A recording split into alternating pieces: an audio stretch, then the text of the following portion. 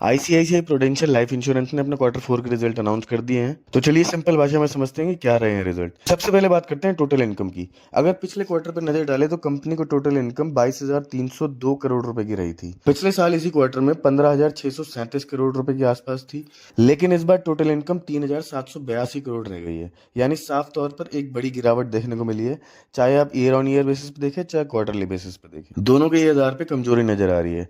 अब यहाँ एक बहुत जरूरी बात समझना जरूरी है, ये गिरावट कंपनी के मुख्य बिजनेस की वजह से नहीं आई है, बल्कि इसका बड़ा कारण है इन्वेस्टमेंट लॉस। इस क्वार्टर में कंपनी को इन्वेस्टमेंट के जरिए 16,302 करोड़ रुपए का भारी नुकसान हुआ है।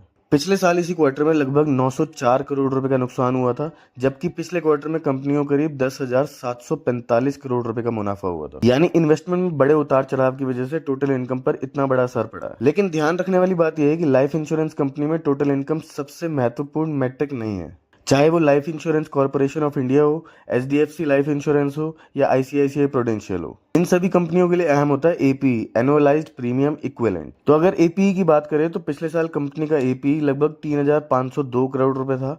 पिछले क्वार्टर में 2,524 करोड़ और इस क्वार्टर में कंपनी का एपीई बढ़कर 3,614 करोड़ रुपए हो गया। यानी ईयर ऑन ईयर बेसिस के आधार पर 3% की ग्रोथ देखने को मिल रही है। और अगर हम क्वार्टरली देखें तो यहाँ पर अच्छी रिकवरी और मजबूत ग्रोथ दिखाई देती है। मार्केट का अनुमान था 3,616 करोड़, इसलिए कहा जाता है कि कंपनी का एपीई पूरी तरह से एक्सपेक्टेशन के इनलाइन आया है। तो चलिए अब आगे बढ़ते हैं और देखते हैं कंपनी के खर्चे कैसे रहे हैं।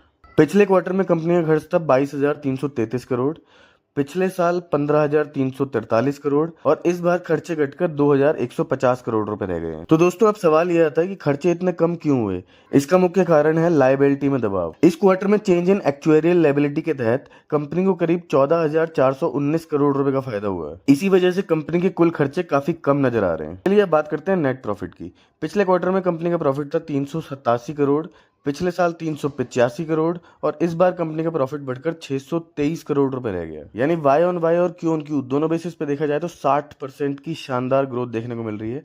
यह कंपनी के लिए एक मजबूत पॉजिटिव संकेत है।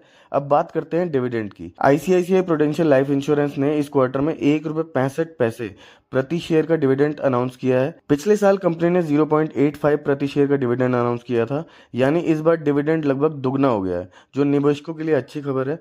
तो चलिए अब नजर डालते हैं ईपीएस पे। पिछले क्वार्टर में ईपीएस था 2.68, पिछले साल 2.67 और अब बढ़कर 4.31 हो गया है। यानी यहाँ पर भी मजबूत उछाल देखने को मिला है।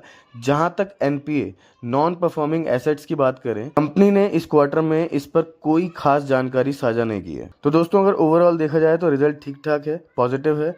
टोटल इनकम जरूर कमजोर दिख रहा है। जैसा हमने पहले समझा, यह इस सेक्टर में सबसे महत्वपूर्ण मैट्रिक नहीं है। सबसे अहम है एपीई, एनुअलाइज्ड प्रीमियम इक्विवेलेंट, जो कि लगभग 3% की ग्रोथ के साथ मार्केट अनुमान के रूप में इनलाइन आया है। प्रॉफिट में 60% की शानदार बढ़त देखने को मिली है। डिविडेंड में बढ़ोतरी है, ईपीएस भी मजबूत है। ये सभी संकेत बताते हैं कंपनी का ओवरऑल प्रदर्शन स्टेबल से पॉजिटिव बना हुआ है। तो दोस्तों अगर आपको ऐसे डीप एनालिसिस पसंद है तो वीडियो को लाइक जरूर करें और चैनल को सब्सक्राइब करना बिल्कुल ना भूलें। धन्यवाद।